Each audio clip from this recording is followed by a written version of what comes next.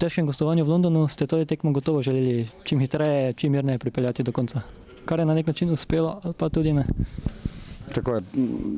Zavedali smo se, da je pred nami zahtevna preizkušnja. Jasno je, da po tako zahtevni tekmi, katero smo imeli v četrtek, pa jasno tudi zaradi obdobja zahtevnih tekem, katere za nami, smo se zavedali, da bo težka tekma.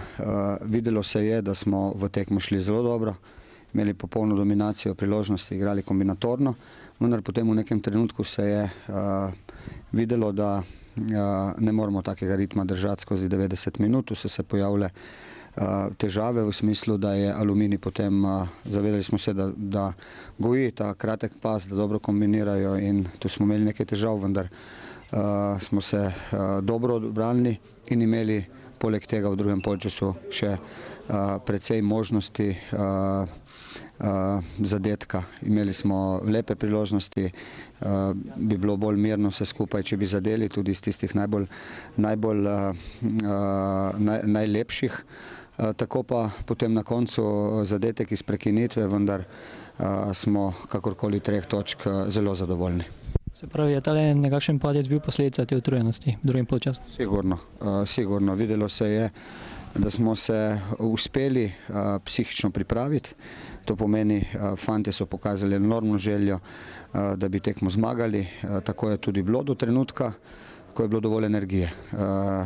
Da enostavno imaš kvalitetno posest, da si natančen, da nasprotniku ne pustiš nič. V trenutku, ko smo mu nekaj pustili, je pokazal svojo kvaliteto in to je popolnoma razumljivo v tem trenutku.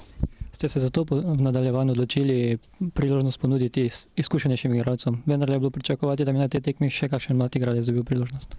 Tako je.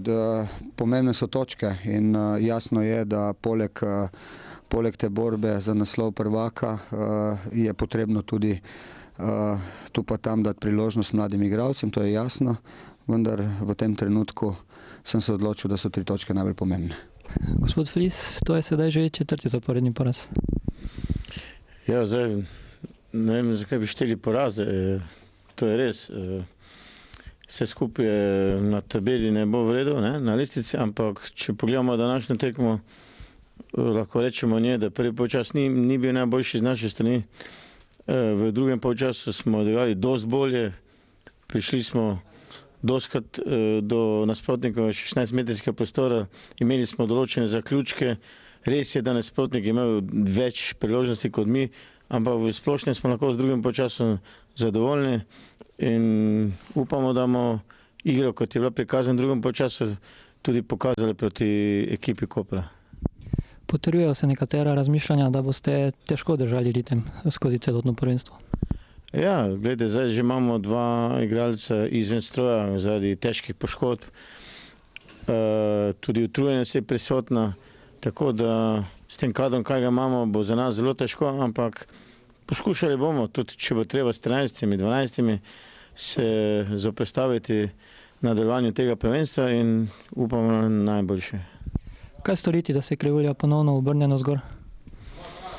Ja, pogledajte, težko je zdaj povedati, kaj je treba. Vsekako je treba dvigniti kvaliteto igre, potem borbenost, tek, vendar, kot smo že rekli, te poškodbe in tudi utrujenost nam to ne dovoljuje ravno, ampak bomo verjetno poiskali kakšen moment, kot smo ga že, pa bomo verjetno zabeležili tudi kakšen dober rezultat.